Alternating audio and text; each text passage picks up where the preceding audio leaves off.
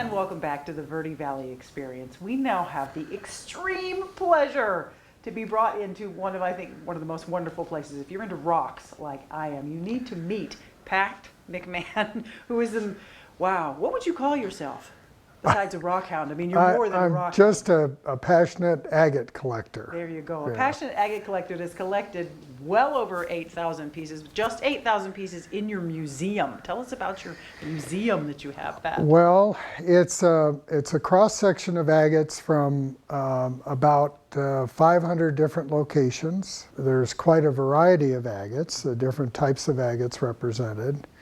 And it's the work of about 30 years of, I've been very fortunate to have been retired that long, and so it's been a full-time passion, and I actually go out and dig these silly rocks, and I've been all over, and I've been to Argentina and Mexico. I spent a great deal of time in Mexico until things got dangerous down there, and I've been to Canada, and of course up to Alaska, and 20 other states in the U.S. collecting these rocks. That's amazing. And you seem to like to specialize in agates. Why did you choose agate?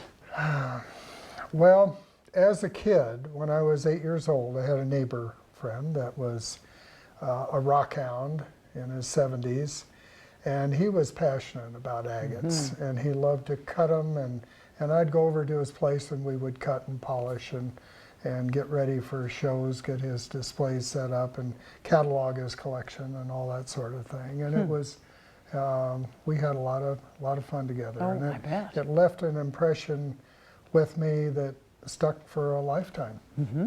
And what is an agate? I mean, most people know what a crystal is. You see quartz crystals and amethysts, and then you have rock. What's the difference? Agate is actually a type of quartz. It's a non-crystalline quartz, and it often forms as a result of volcanic ash, like you have at Mount St. Helens.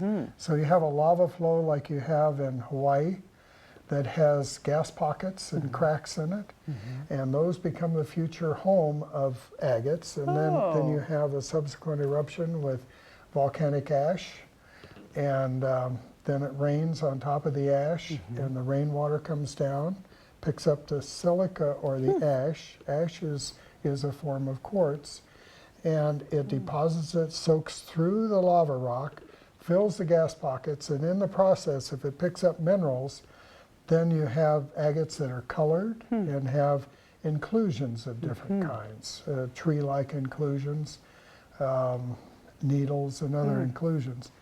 And so that's, then what happens is it rains, the ash is washed away after millions of years, and the lava rock turns into this rich, dark soil, and then the agates are just laying there for us to pick up. They're just laying there like that. That's the most amazing thing. Now, they're not just laying there. They're hunks of raw rock. Now, I'm holding a piece of malachite, which is one of my favorites. This is a raw piece. And tell us, if you can, briefly, the lapidary process of taking something from this to this. Well, what we did on this one, we typically take them out to the cutting room and cut slices or cut an edge off. We call it a window. And then we polish it. And there's different types of equipment available to polish it.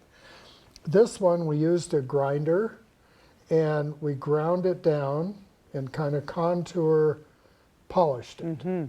And if we did that one that way, it would be very interesting as well. Often petrified wood is done that way. Oh, yes. That's one of my favorites. Now, how many hours, I mean, not particularly this piece, because I can't imagine how many hours would go into that. Actually, a piece like that would take probably 4 or 5 hours. Really? Is that all? Yeah. Oh, I would think more. So you start out with a real rough grinding wheel, and then you go to smoother and smoother. It'd be just like hence all these wheels behind us. Yes, right, exactly. Now, you did an amazing thing. Besides collecting a million rocks, you wrote the most beautiful book. Tell us about your book.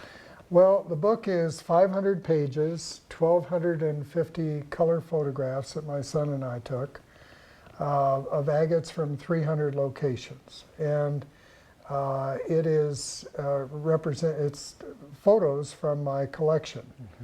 The book is called Agate's the Pat McMahan Collection, and I've been told by a number of agate collectors it's as beautiful a agate book as ever has been published. Really?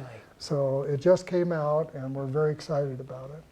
I bet. And the reviews have just been terrific. It is really the most gorgeous book I think I've ever seen. Oh, the thank you. photographs are Thank you. incredible. You can check it out on Amazon.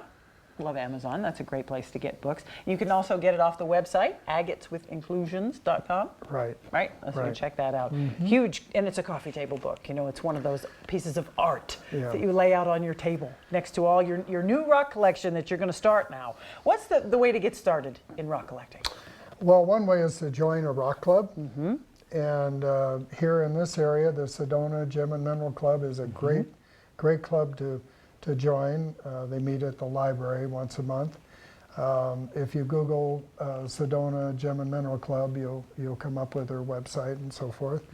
But they do field trips, and you're going out to known agate localities. We also collect fossils and crystals and other things. So you'll be going with people who are experienced, and you can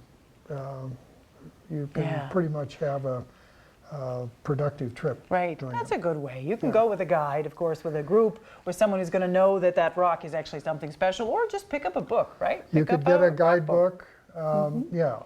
Gem Trails of Arizona is a good book. There you go. And if you like a particular rock, look it up, and there'll be a map that'll take you to those areas. See, easy peasy. You can get out in the fresh air and find, I mean, the rocks in Arizona are unbelievable. Pat, amazing collection. Thank you for letting us in. Really, Okay. really do appreciate it. Well, you're certainly welcome. Thank This you. is Pat McMahan. You must know this man. You must meet him. Check out agateswithinclusions.com. Check out the book, all the different identification photos on the website. You're going to love it. And we'll be right back, so don't go away.